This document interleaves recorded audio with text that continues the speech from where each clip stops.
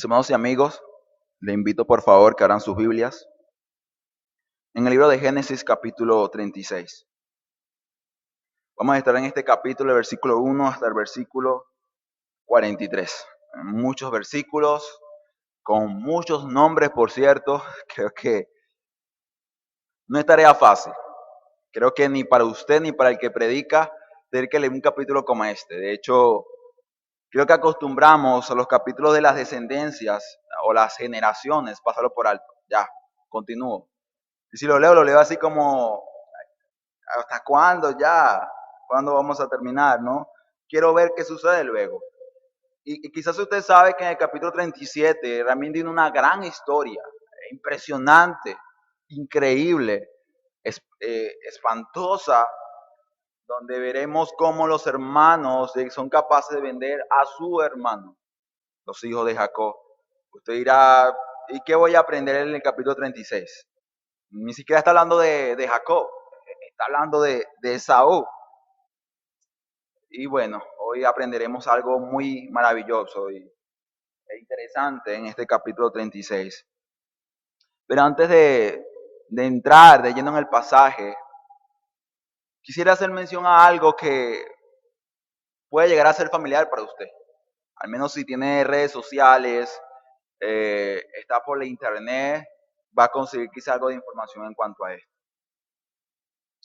Y esta es la historia de un hombre que trabaja de actor de cine, pero también ha hecho trabajos de director de películas, es un cineasta. Y este hombre dice que en un viaje de negocios fue a algún lugar y compartiendo con diferentes personas de la industria, dice que conoce a un hombre. Y este hombre no era cineasta, no era actor, era un agente de las Fuerzas Especiales de los Estados Unidos. Y este hombre le cuenta a este cineasta, a este actor de, de cine, una historia terrible, espantosa. Era una historia tan horrible, espantosa, que este hombre dice, yo le escuché y luego no pude descansar, no pude dormir tranquilamente. Usted dirá, pero ¿cuál fue esa historia? Es la historia de la violación y el maltrato y el comercio de los niños. Esa es la historia. Y no era un cuento, no. Era una historia real, muy real. Tan real que este hombre sentía miedo, temor. Dice que la ansiedad y la depresión vino hacia él, pensando siquiera si uno de esos tantos niños, muchos niños, casi millones, que han sido afectados o están siendo afectados por este tipo de negocio perverso, dice, si fuera uno de mis hijos, uno de ellos, ¿qué sería de mí? Sin embargo, muchos padres son despojados de sus niños por esa causa. Y dice, este hombre pasó el tiempo y luego, luego de haber escuchado tantas historias, conoce a un héroe real. No era Superman, no era Iron Man, no era Capitán América, era un ex agente de los Estados Unidos, el cual habría creado un grupo para rescatar a niños como estos, niños prisioneros, niños explotados, incluso sexualmente. Y claro, es un tema sensible, pero este hombre lo conoce y le dice, oye, he escuchado que has escuchado todas las historias en cuanto a este problema que se trata de cubrir, ¿no? Que se trata de censurar en nuestra sociedad. Y le dice, sí, lo he sabido todo y verdad que estoy impresionado. No estoy bien, no me siento bien. Y le dice, bueno, el tráfico de niños es un problema. Pero el problema sería más grande si tú no haces nada. Él dice, yo no soy soldado, pero sí soy un cineasta. Voy a hacer una película. Él le dice, oye, te digo algo. Si te metes en este asunto, tus enemigos serán los míos, pero también mis enemigos serán los tuyos. Imagínate la cantidad de grupos, mafias que este hombre ha descubierto, tantos niños ha salvado y ahora pues dice, mis enemigos serán los tuyos.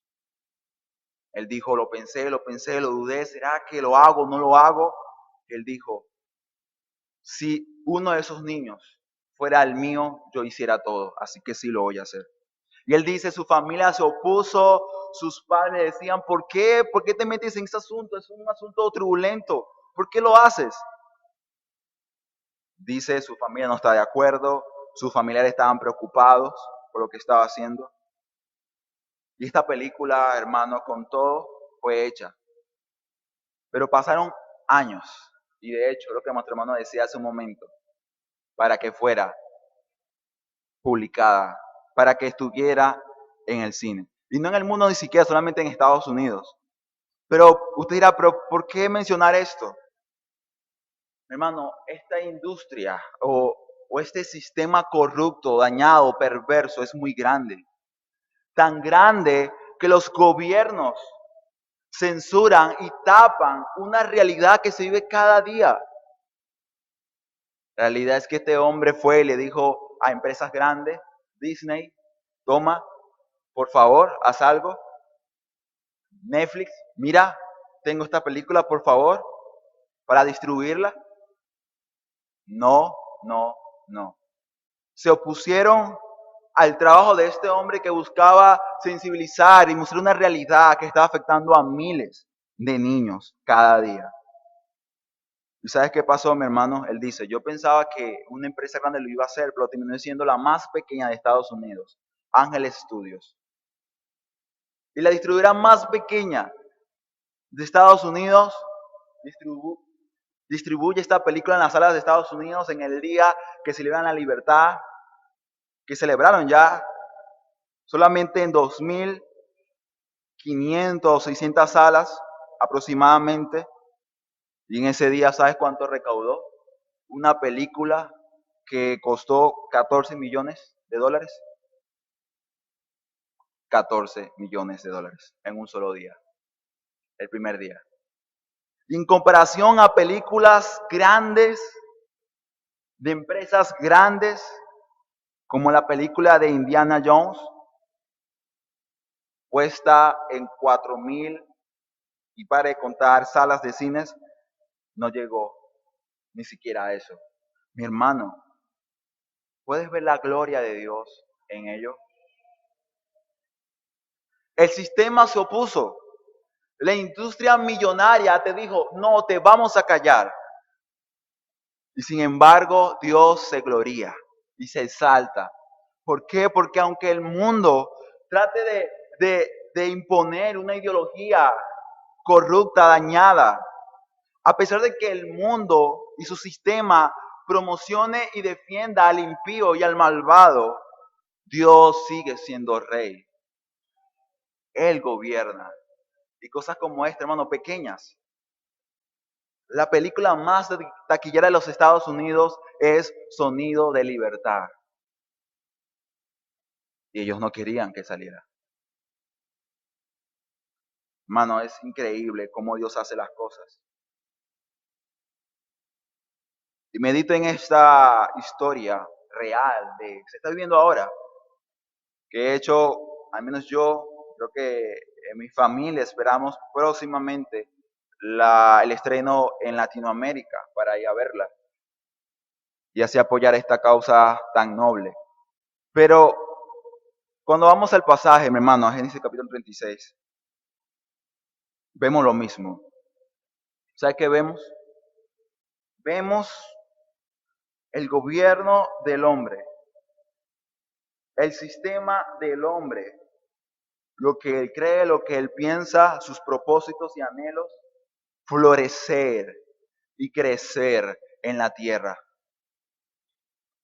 Vemos la descendencia de Saúl fructificarse. Vemos que salen jefes, salen reyes, tienen una tierra, tienen un gobierno, prosperan y crecen como nadie. Y tú dirás, ¿qué vamos a hacer? ¿No? ¿Qué vamos a hacer? Este hombre decía, yo ya estaba que me rendía. ¿Y hasta cuándo? Pasaron años. Esa película, si no me equivoco, fue creada, completamente filmada, hace 4 años, o creo que más. Pero él decía, ¿qué voy a hacer? O sea, el mundo está contra mí. Mi hermano, exactamente preguntes, ¿qué vamos a hacer? ¿Qué vamos a hacer? Mira cómo está mi familia, mira cómo está mi trabajo, mira cómo está el mundo. Cada día hay más pecados, hay más inmoralidad, hay más maldad en ese mundo. Y a veces decimos como que, Señor, ven pronto, llévame porque ya no aguanto. ¿Tú crees que Dios espera tener un encuentro con la iglesia simplemente diciendo, Señor, llévame, porque hay mucha maldad en el mundo? Si tú piensas eso, te aseguro que Dios te va a decir, ¿y tú qué estás haciendo? O se te olvida que tú eres sal de la tierra. Mi hermano, quisiera que este pasaje 36 de Génesis te muestre la realidad del avance de un reino que no es el reino de Dios. Pero sin embargo, también quiero que sepas que no por eso la promesa de Dios no se cumplirá. No por eso quiere decir que el reino maravilloso de Dios, perfecto, justo de Dios, no se habrá de establecer algún día. ¿Sabes qué dice Moisés al pueblo israelita? Le dice esto. Dios en su providencia permite que reinos ajenos al suyo florezcan en la tierra, pero su promesa continuará. Pues Moisés dice, Esaú, y dice, este es Edom. Esaú, padre de estos, este es Edom. Identifiquen y vean quién es Edom. Pero no por eso hay que olvidar de que el reino de Dios también avanza. Sigue adelante. Y aunque quizás el pueblo israelita podía ser intimidado por los edomitas, incluso porque a pesar de que eran descendientes de Saúl, fueron sus enemigos casi de toda la historia de la existencia de Israel, hay que entender algo que el pueblo también necesitaba entender en ese momento. Y este, mi hermano, es el argumento que quisiera compartir. Quiero que entiendas, mi hermano, que aunque parezca que el gobierno de este mundo, este sistema satánico, a eso me refiero, gobierno de este mundo, de esta era, a pesar de que parezca que el gobierno de este mundo está cada día más fortalecido, parece que está gobernando en la tierra, el avance del reino de Dios no se detendrá. No se detendrá ni hoy ni mañana. ¿Por qué? Porque Él es rey ahora. Porque el trono, mi hermano, no está vacío, está ocupado por Dios. Y veremos en la primera división de este capítulo cómo Dios realmente es rey, porque todo lo controla. Aún detrás de la decisión del hombre egoísta, egocéntrico, solamente piensa en Él, Dios dice, ok, te moviste hacia ese lugar, tranquilo. Yo tenía un propósito y un plan para eso incluso. Así que vayamos ahora sí, mi hermano, a este pasaje. Y debido a lo que el pasaje muestra en cuanto a la descendencia de Saúl, y entendiendo que este, mi hermano, es un reino contrario al reino y propósito del pueblo de Israel, de Jacob, el título de este sermón es Hijos de otro reino. Hijos de otro reino. Un reino distinto, un reino ajeno al reino de Dios. Y para entender un poco este pasaje, de hecho, a pesar de que hay mucho contenido, lo he dividido en dos partes. Y esto para entender un poco más lo que vamos a ver el día de hoy. Del versículo 1 al versículo 30, el encabezado es la prosperidad de Saúl. La prosperidad de Saúl. Y segunda estructura, segunda parte, del 31 al 43. Del 31 al 43.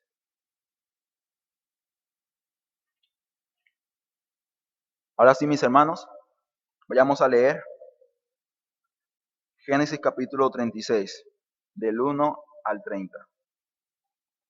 Dice la palabra de Dios: estas son las generaciones de Saúl, el cual es Edom.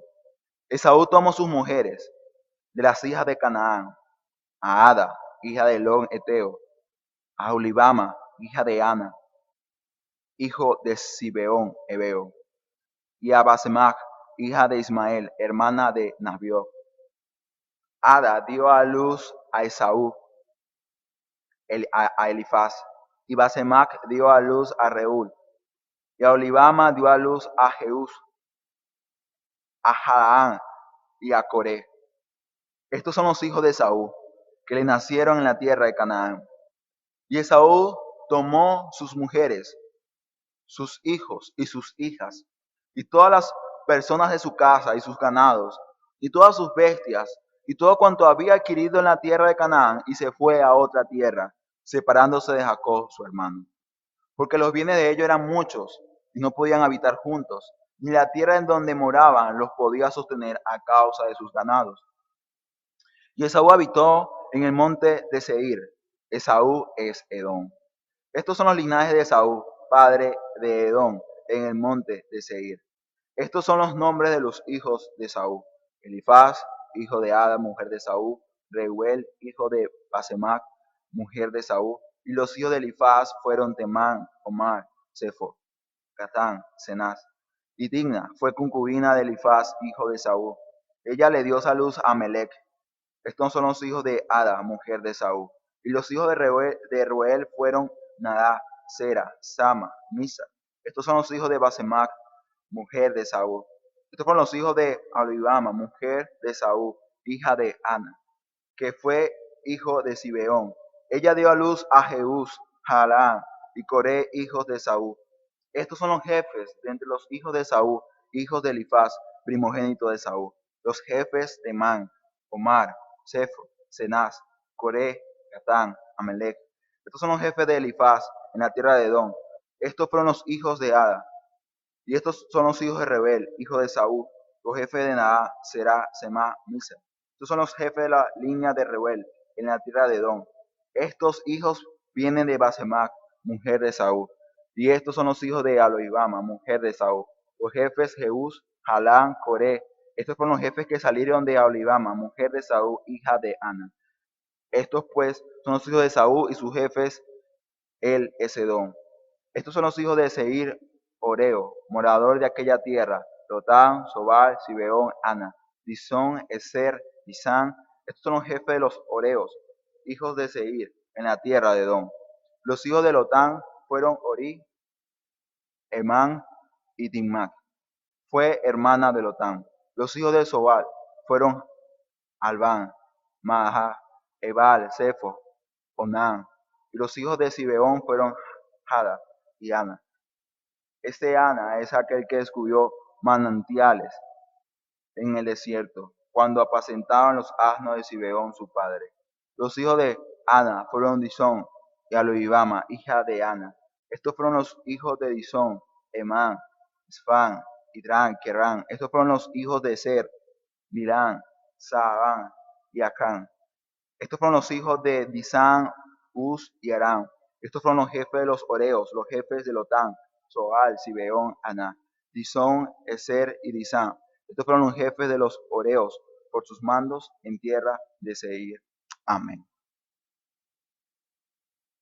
Qué lectura tan difícil. De hecho, creo que la mayoría de nombres los leí mal.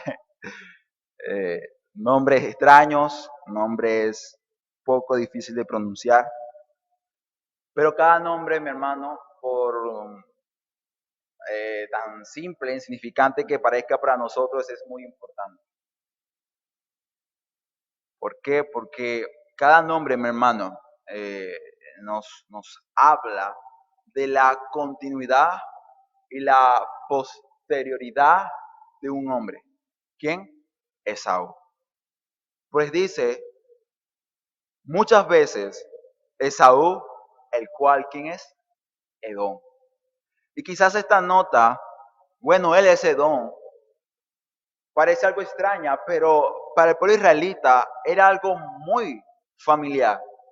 De hecho, puede ser posible que el pueblo israelita haya escuchado de la nación poderosa de Edom, pero quizá la mayoría no haya sabido que Edom es Esaú. Y cuando el pueblo israelita escucha ahí el relato de Moisés, Moisés comienza a explicar los orígenes de pueblos, de naciones, pero en este capítulo habla del origen de un pueblo llamado Edom, cuyos habitantes han conocido como los edomitas, y el origen de esta nación fuerte, de esta nación con hombres poderosos, hombres rudos, hombres valientes. Esta tierra de fortaleza y riqueza es su familia. ¿Por qué? Porque el origen, dice Moisés, es Esaú. Es Esaú. Tú dirás, pero ajá, ¿qué sentido tiene que el pueblo de Israel conozca el origen de Edom y sepa que es Esaú? Mi hermano, Moisés le está diciendo al pueblo es esto. Mira, Esaú prosperó. Esaú tiene muchas bendiciones. Y tú dirás, pero ¿dónde nace eso? ¿De dónde viene eso? Pues recuerda lo que Dios le dijo a la madre de Jacob. ¿Recuerdas? Esa batalla, esa pelea que hubo en el vientre de esta mujer. Pues dice que Rebeca consultó al Señor. Pues había una batalla en su vientre. Y Dios le responde, 2 naciones hay en tu seno, y 2 pueblos serán divididos desde tus entrañas. Un pueblo será más fuerte que el otro pueblo, y el mayor servirá al menor. Mi hermano, la prosperidad, el crecimiento del pueblo edomita fue producto de una bendición de parte de Dios. Y tú dirás, Dios bendice a los impíos, a los pecadores. Sí, bastante de hecho. Tú quizás no conoces a Cristo, no eres cristiano. Quizás tú no te congregas en una iglesia. No sé, quizás has ido a una iglesia, has escuchado, pero normal. Sigues tu vida.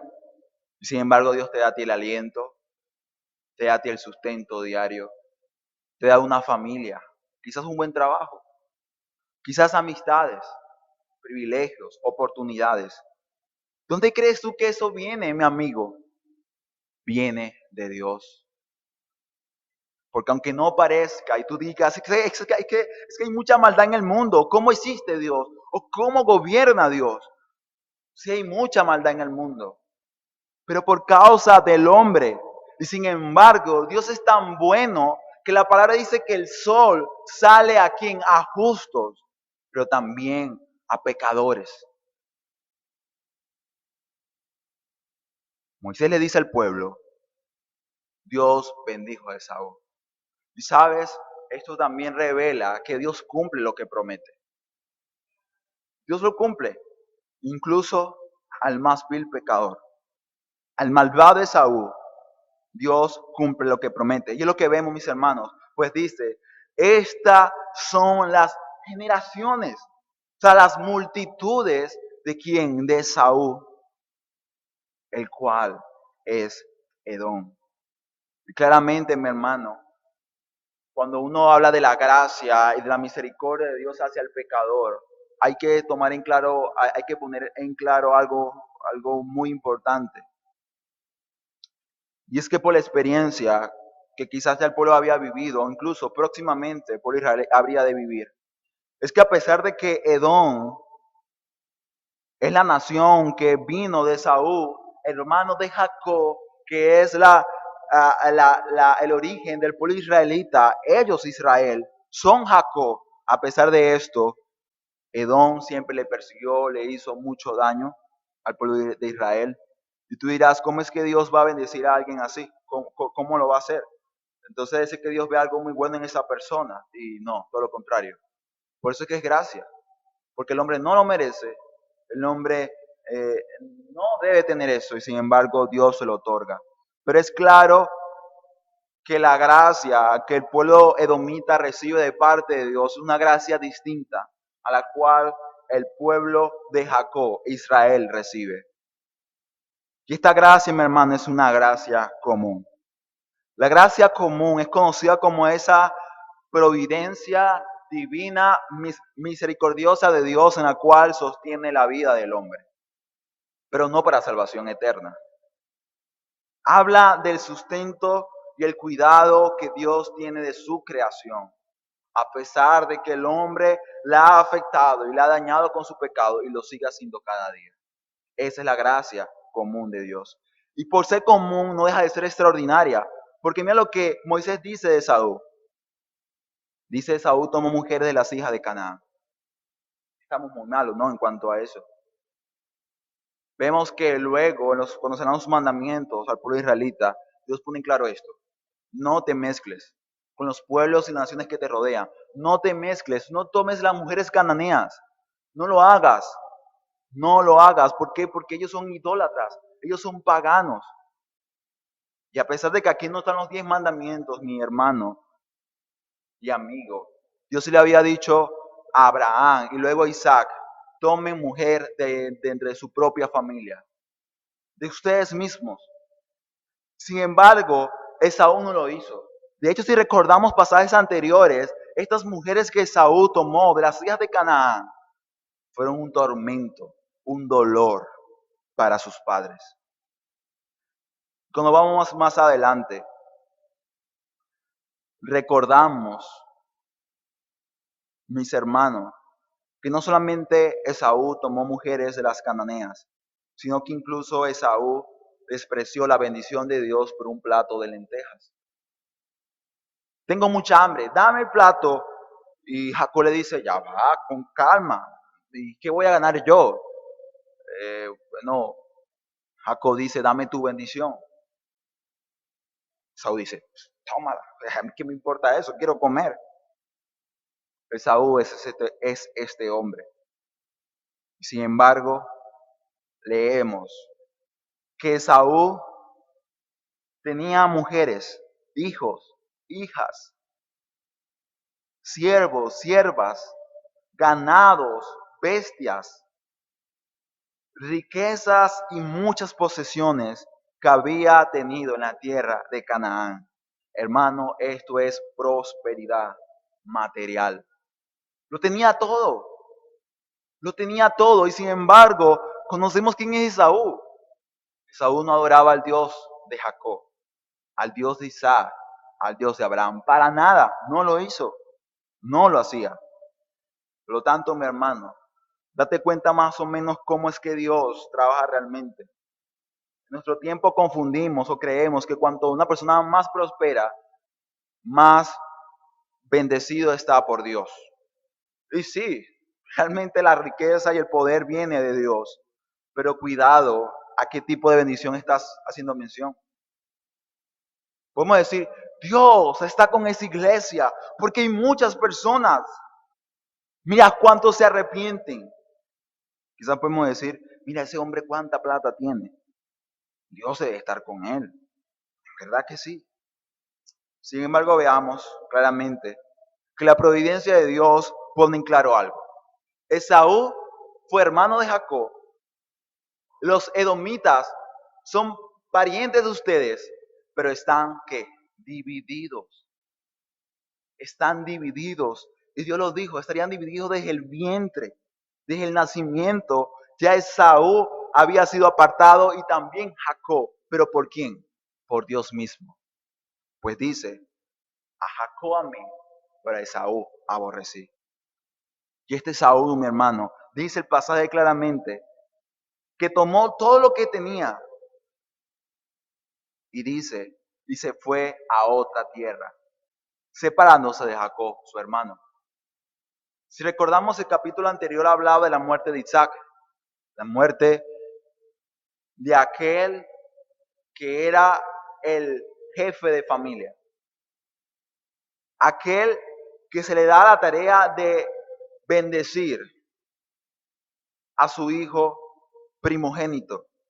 Pero recordando la historia sabemos que no fue Saúl el que recibió la bendición, sino Jacob.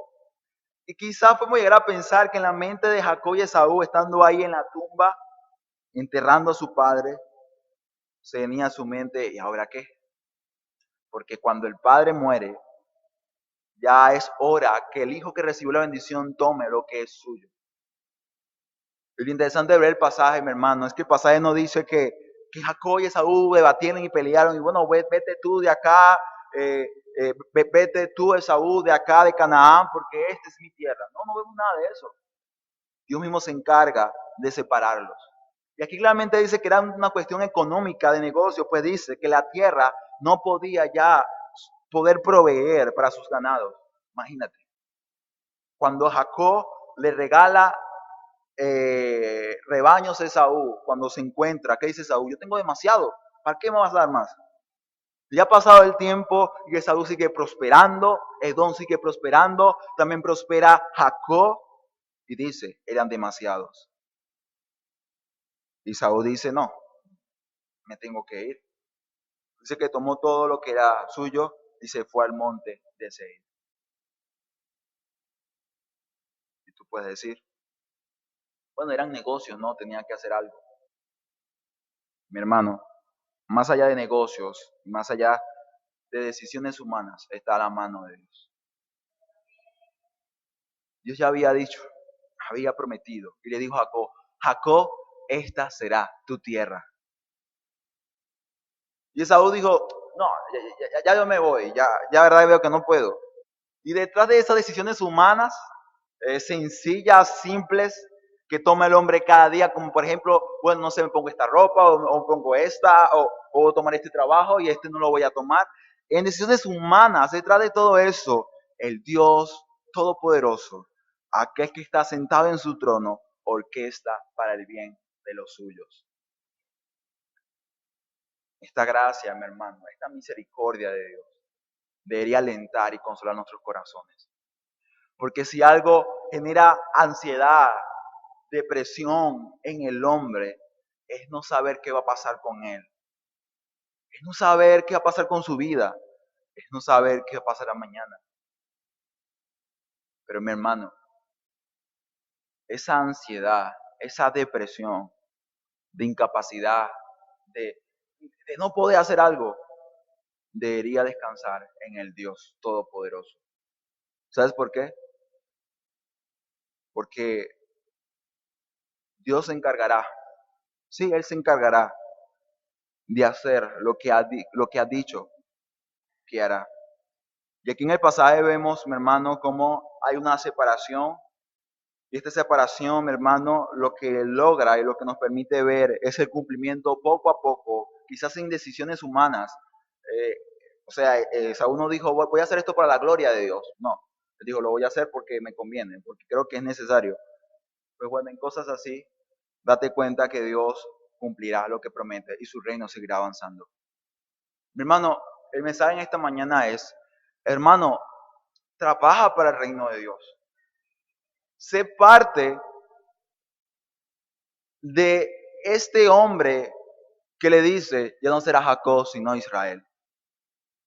Ahora tú vas a decidir. Si quieres que Dios te llame, bueno, tú eres Jacob, pero te llamaré Israel. O tú decidirás que Dios te diga, bueno, tú eres Esaú y te llamaré Edom. Tú lo decides, mi hermano. Claramente Moisés, su palabra nos muestra dos caminos que hemos de tomar. Pero te aseguro algo, mi hermano y amigo. Si tú eres uno de aquellos que dice, no sé, no me importa qué diga Dios, no me importa realmente, yo voy a trabajar para mí mismo, para mi reino. Y voy a hacer lo que he propuesto hacer porque ya estoy cansado de tanto control. Te digo, haz lo que quieras. Ponte en el camino del avance del reino de Dios. ¿Y sabes qué va a pasar cuando el reino de Dios esté avanzando y se encuentre contigo como una piedra de tropiezo?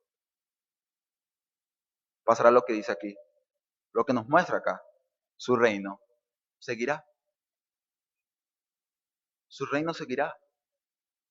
Si tú no quieres predicar el evangelio, si tú no quieres servir a tu iglesia, si tú no quieres hacer lo que Dios te pide hacer, hermano, es triste que no lo hagas, pero el reino de Dios va a continuar. Va a continuar con miles de personas, con 100, con 200, con 10, con 20, incluso con una sola persona. Pero el reino de Dios continuará. Y eso, mi hermano, no deja animar y alentar.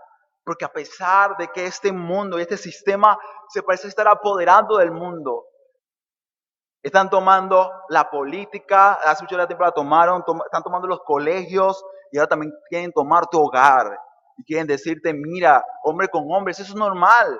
Mujer con mujer, eso es bueno. Quieren decirte, mira, es que un hombre esté con una niña, no hay problema, porque si ese hombre o ese viejo se siente como un niño, no está mal, es algo normal.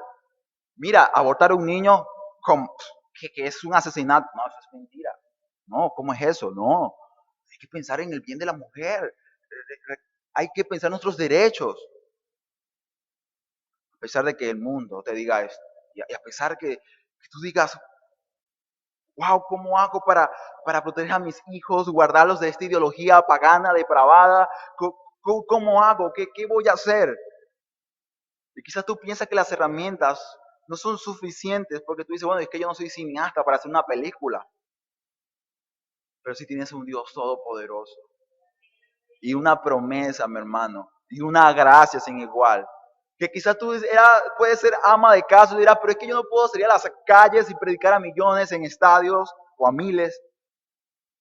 Pero tienes niños, tienes nietos, con cosas pequeñas, mi hermano. Pueden parecer pequeñas, pero si son hechas para el reino de Dios, Dios hará cosas muy grandes. Y lo vemos, ¿no? De una pequeña producción, 14 millones, ¿qué es eso? Una película normalmente cuesta 50 millones, 100 millones. No importa, poco presupuesto, eh, no hay mucho apoyo, pero Dios hace cosas maravillosas.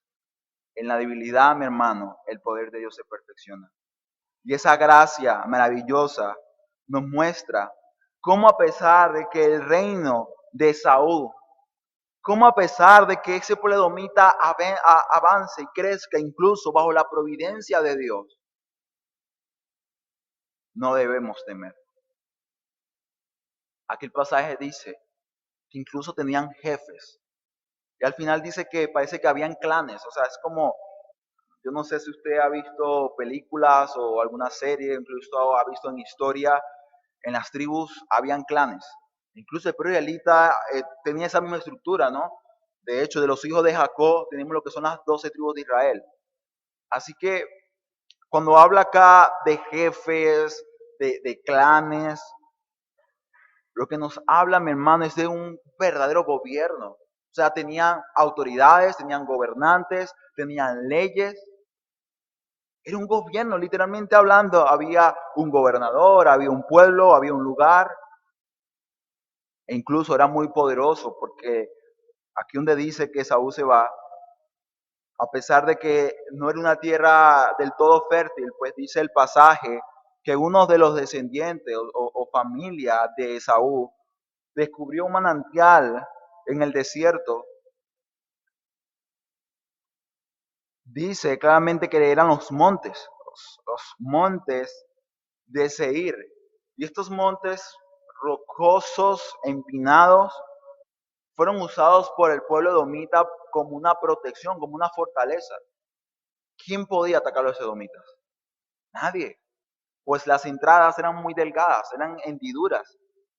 Y obviamente un ejército estaría en desventaja contra ellos. Así que este es Edom, el poderoso Edom, el fuerte Edom. Pero mi hermano, cuando vemos esta avanzada de, del reino de Saúl, el pueblo domita, y viéndolo hoy en día vemos cómo el mundo controla todo y tú dices, mira, tienen la industria, tienen el gobierno, están en todos lados.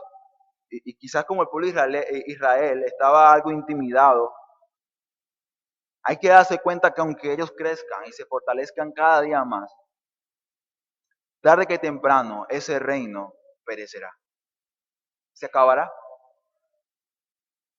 Y ese mensaje de que aunque Dios permite que el mal florezca y que el mundo haga lo que quiera hacer, y el mundo sale a las calles celebrando y celebran la igualdad y se ponen alegres porque cada película que sale ahora tiene una pareja homosexual y dicen, lo estamos logrando, mira, lo estamos haciendo. Y ven cómo los gobiernos ponen políticas, o sea, hacen una política a favor de este movimiento y comienzan a sacar leyes inmorales y comienzan a permitir el matrimonio homosexual, el incesto también hoy día se permite como ley en varios países europeos y así otras leyes, se permite el aborto en la mayoría de países latinoamericanos y en los países europeos. Ellos están contentos, alegres, dice, es que este reino es nuestro, esto nos pertenece a nosotros. Si tú, mi amigo, crees o piensas que para el reino que tú estás trabajando se mantendrá en pie, estás equivocado. ¿Sabes qué pasó? Lo que vio ese rey poderoso, Nabucodonosor, la gran estatua, la imponente estatua, fue hecha trizas por una roca, por una piedra. Mano, esa roca no es cualquier roca. Esa roca,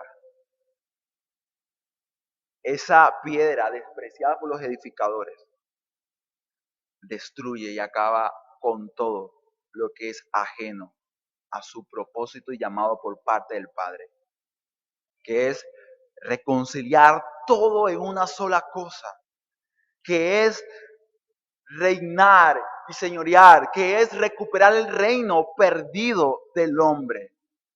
Y cuando aquel rey aparezca, dice la palabra de Dios, que acabará con todo dominio, con todo gobierno, con toda estructura de control y dominio del hombre en un solo día, en un solo instante, para establecer ahora sí su perfecto y bendito reino. Y cuando vemos el reino del hombre, dirás, el reino del hombre depravado, malvado, y sí es verdad, es depravado y malvado, pero date cuenta cómo aún el hombre, en su intento de ser contrario a Dios y no hacer lo que Dios hace, aún en su maldad, ¿sabes qué hace? Refleja borrosamente el reino perfecto del Padre. Mira lo que dice el versículo 31. Y ahora sí pasamos a la segunda división y la última de este sermón. Del versículo 31 al 43. Reyes en la tierra. Dice la palabra de Dios. Y los reyes que reinaron en la tierra de Edom, antes que reinase el rey sobre los hijos de Israel, fueron estos. Belá, hijo de Beor, reinó en Edom, y el hombre de su ciudad fue Dinaba. Murió Bela y reinó en su lugar Jobac, hijo de Sera, y Bosra. Murió Jobac y en su lugar reinó Usán de la tierra de Temán. Murió Usán y reinó en su lugar Adac, hijo de Bedac, el que derrotó a Madián en el campo de Moab. Y el nombre de su ciudad fue Abic. Murió Adac y en su lugar reinó Sanlá de Maresca. Murió Sanlá y reinó en su lugar Saúl de Roboc, junto al Éufrates. Y murió Saúl y en su lugar suyo vino Baal Anán, hijo de Acbor. Y murió Baal Anán, hijo de Acbor. Y reinó Adar en lugar suyo. Y el nombre de su ciudad fue Paú. Y el nombre de su mujer Betabel, hija de Matrec, hija de Bexa. Estos pues son los nombres de los jefes de Saúl, por sus linajes, por sus lugares y sus nombres. Nimná, Alba, Jetec, Alibama, Elá, Pinón, Cenaz, Temán, Mixar, Adiel e Irán. Estos fueron los jefes de Edom, según sus moradas en la tierra de su posesión. Edom es el mismo Esaú, padre de los edomitas. Amén. Acá en este pasaje, ¿qué vemos, mi hermano? Vemos reyes en la tierra. Reyes, y dice acá claramente, y reinó tal persona, y luego lo vino otro, pues este murió, y vino otro rey, y este volvió a morir, y reyes, y luego mueren, reyes vienen, y reyes mueren. Claramente cuando leemos acá el pasaje de que ellos tenían reyes y gobernadores, lo que podemos permitirnos ver, mi hermano, es que realmente esto era un reino. Porque un reino no puede llamarse reino si no tiene un rey y un pueblo que gobernar. Y además una tierra en la cual habitar. Y de alguna manera u otra, a pesar de que este reino no era el reino de Dios, no trabajaban para el reino de Dios, nos permite ver, mi hermano y amigo, el patrón del reino. El patrón del reino, mi hermano, es rey, el lugar de Dios y el pueblo de Dios. Y cuando vemos el pasaje vemos esto. Vemos claramente que el hecho de que haya un rey supone, por supuesto, que tenga habitantes que gobernar. Y el lugar, pues obviamente ya sabemos que es el monte de Seir. Pero a pesar de esto, mi hermano, debido a que no es el reino de Dios, no es un reino sustentable. Claramente acá el pasaje dice que hubieron muchos reyes, pero cada uno de esos reyes terminó de gobernar. Y vino otro, y vino otro.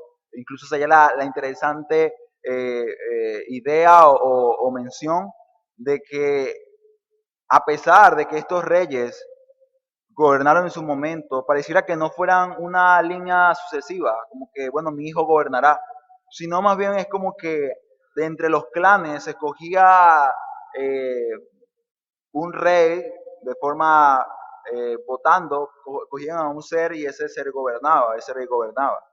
Pero lo que quiero que veamos en este pasaje, mi hermano, es ver cómo el hombre, o al menos este reino edomita, ilustra borrosamente lo que Dios habría de ser.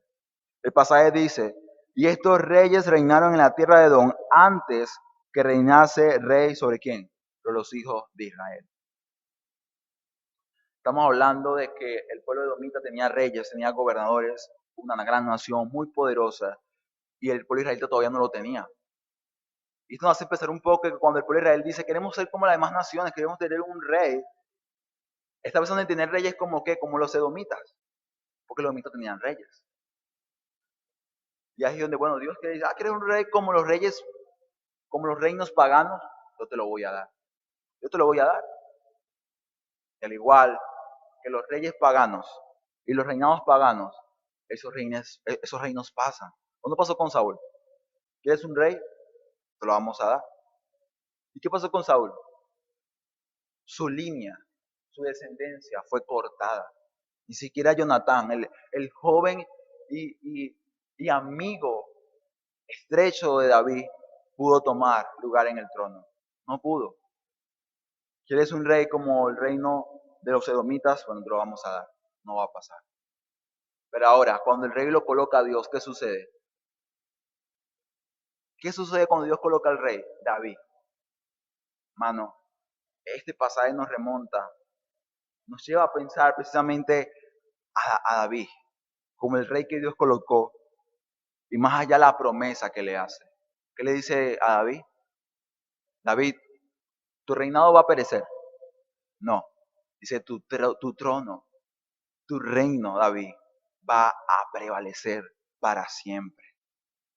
Dirás, pero ¿por qué? Hermano, porque David no era un rey como los edomitas. David fue un rey cuyo llamado y propósito era el propósito de Dios. Y por lo tanto, él sirvió para hacer una plataforma y el comienzo de un linaje de un llamado de donde vendría el gran rey de la tribu de Judá. Vendría el verdadero rey. Mi hermano, estos reyes, estos gobernantes son una imagen borrosa, poco nítida de lo que realmente Dios haría.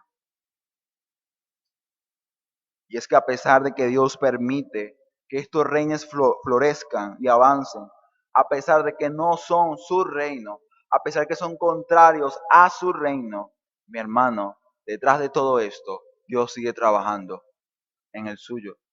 Y de hecho, más que trabajar, ya la victoria está más que escrita y ya está declarada. Y es una realidad en el ahora.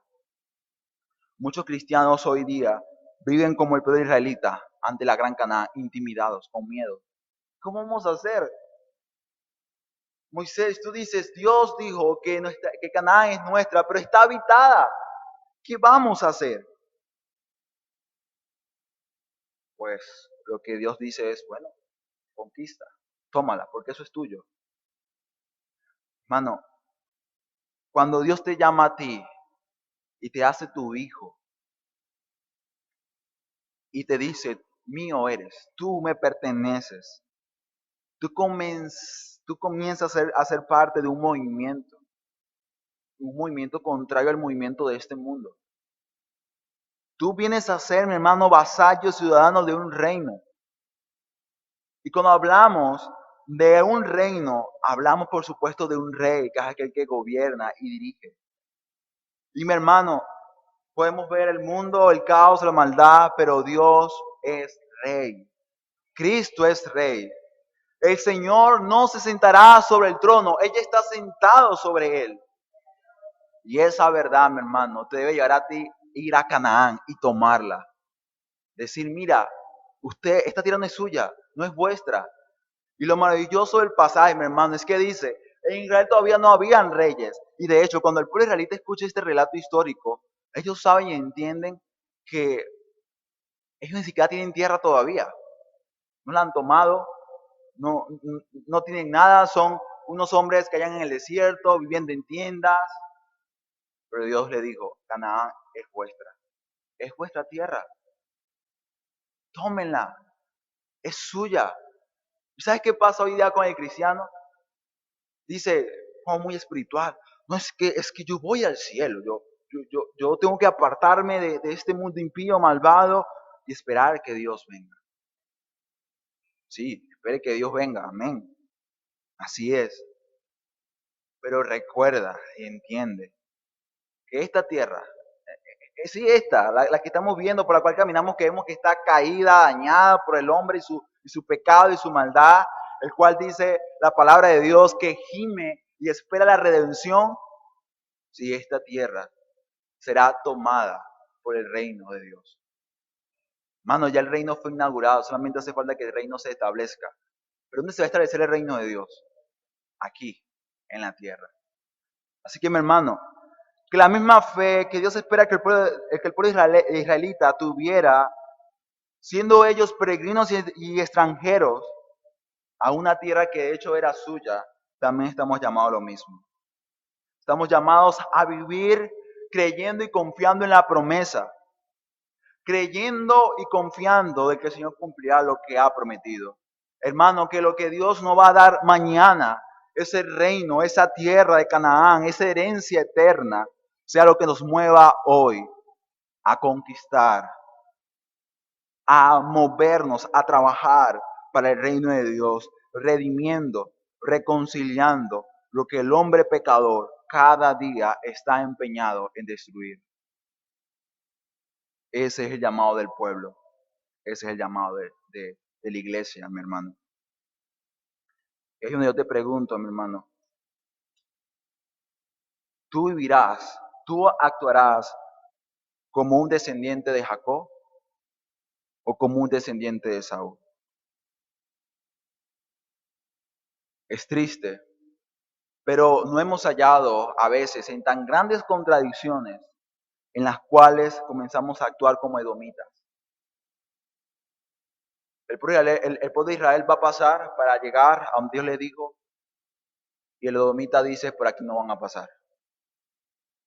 ¿Tú crees que si los edomitas hubiesen recordado o entendieran lo que realmente la palabra de Dios dice, que este pueblo es el pueblo de Dios y que Dios ha dicho, y el que los bendiga, yo los voy a bendecir, y los que los maldigan, yo los voy a maldecir también a ellos? Si ellos recordaran eso, ellos dirán, pasen, tranquilos, sigan adelante, no les costaba nada. Sin embargo, ellos dirán, no, ustedes no van a pasar. Pero un obstáculo, un tropiezo para el avance del reino de Dios. Y lo triste de nuestra vida como cristianos es que a veces caemos en estas contradicciones muy grandes, por cierto. Un día decimos, sí, quiero trabajar para el reino de Dios, quiero edificar, quiero redimir las esferas. Y de repente nos encontramos un día estando ahí como los edomitas, por aquí ustedes nos pasan. ¿Pero por qué? Porque no quiero. No. Si nuestros intereses luchan con los intereses de Dios, estamos en graves problemas. No estamos bien.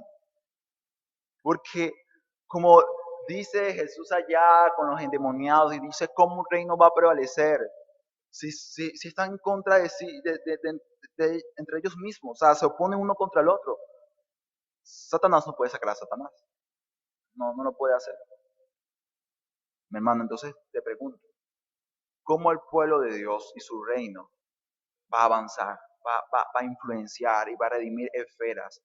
¿Cómo esta iglesia va a influenciar vidas a personas? Esta comunidad, ¿cómo tu familia no será bendición para otros?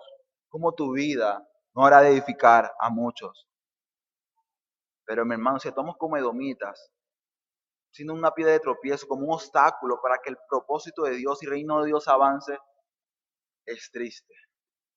Pero gracia hallamos en el Señor, porque la realidad es que todos de una o de otra manera somos edomitas, como dice nuestro hermano.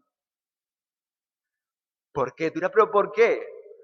Porque a pesar de que si eres hijo de Dios ahora y realmente has creído en el Señor Jesucristo, es porque el Señor te escogió de la eternidad pasada. O sea, siempre fuiste llamado Jacob, Jacob llamado Israel. Pero muchas veces en nuestra vida pasada llegamos a actuar como edomitas, yendo en contra del avance del reino de Dios y los propósitos de Dios.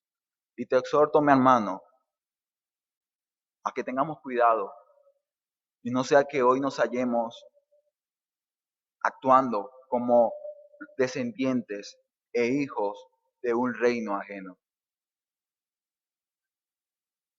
¿Qué más que esto? Que cada día cultivemos en nuestros corazones una pasión y un amor por el pueblo de Dios, por el reino de Dios y por nuestro Rey Jesucristo. Tú dirás, es que tengo muy poco. No importa, mi hermano, si tienes poco, no importa, mi hermana, si no puedes predicar a multitudes, muchas personas. No importa si eres ama de casa, no importa si eres un simple trabajador público que gana 3 lochas mensuales, eso no importa. ¿Sabes qué hace falta, mi hermano? Corazones dispuestos. El deseo. El deseo de hacer algo. De no decir, bueno, seré pasivo. No, seré activo y buscaré la forma y la manera de colaborar con la avanzada del reino de Dios. Mi hermano, te pido en el Señor Jesucristo, vive como ciudadano del reino.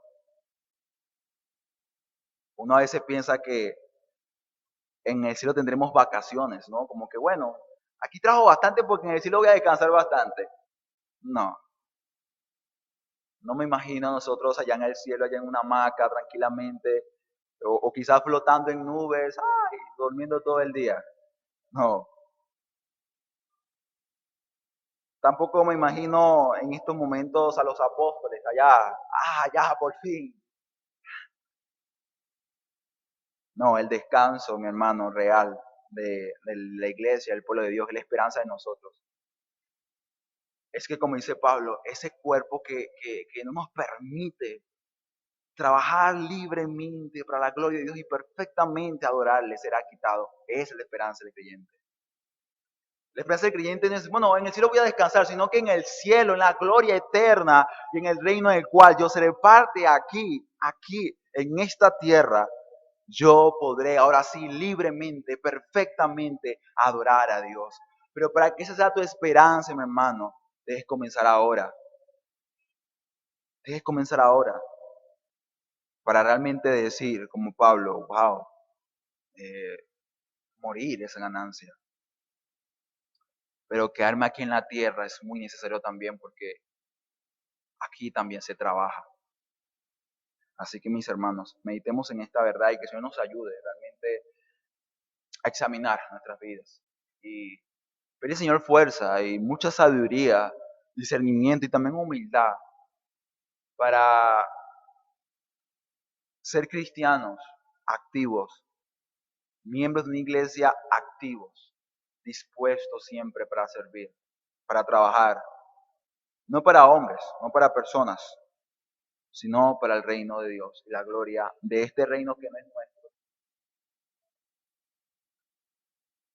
Yo quizás algún día deje de predicar, quizás incluso usted deje de venir a esta iglesia y tristemente deje de hacer lo que está haciendo ahora o lo que está tratando de hacer. Muchos quizás vendrán, otros se irán, pero eso no quita, eso no significa que su reino se va a detener. Y por eso, mi hermano, veamos esa gloria eterna y esa esperanza que nos permite tener tranquilidad y gozo, a pesar de que parece que que el impío, mejor dicho, prospera en la tierra de los vivientes. Decía tu alma, espera en Dios.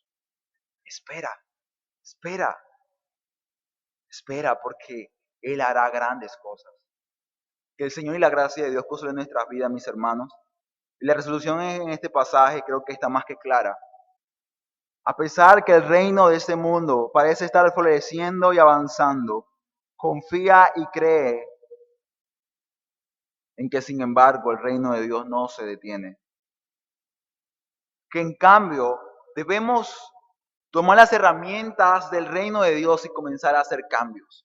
Y comenzar a oponernos a esa avanzada satánica de nuestros tiempos. También hay una resolución para ti, mi amigo aquí querido, presente en este lugar. Incluso puede ser hasta un niño, porque la historia nos muestra incluso la maravillosa historia de niños que llegan a conocer al Señor muy pequeños. Niños o jóvenes que entregan su vida al Señor. Así que niño, joven o amigo o amiga acá presente, déjame decirte que eres un edomita. El hecho de que seas un edomita no quiere decir que no estés trabajando, no quiere decir que tengas metas y propósitos, sí las tienes. De hecho, no está mal, no está mal querer trabajar, querer hacer algo, querer estudiar, no está mal. Pero si el Dios de este pasaje no es tu Dios, estarás trabajando para una avanzada que es contraria a la avanzada de Dios, al reino de Dios. Por lo cual, mi hermano y amigo, entendamos esto. Que la avanzada del hombre y el reino satánico que está trabajando hoy día será destruido. Así que, amigo, todavía estás a tiempo. Todavía estás a tiempo. Tienes la posibilidad y la gracia maravillosa de que Dios cambie tu nombre. Y ya no te llame Esaú, del cual es Edom, y ahora te llame Jacob. Pero ahora te llamo Israel. Amén. Esa gracia común que te alcanza, amigo, puede venir a ser sobrenatural e ilimitada. Solamente por este Rey crucificado, que da esperanza no a una persona, no a un pueblo solamente, sino a naciones, porque dice, en ti, en tu simiente, en Cristo, serán benditas todas las naciones de la tierra.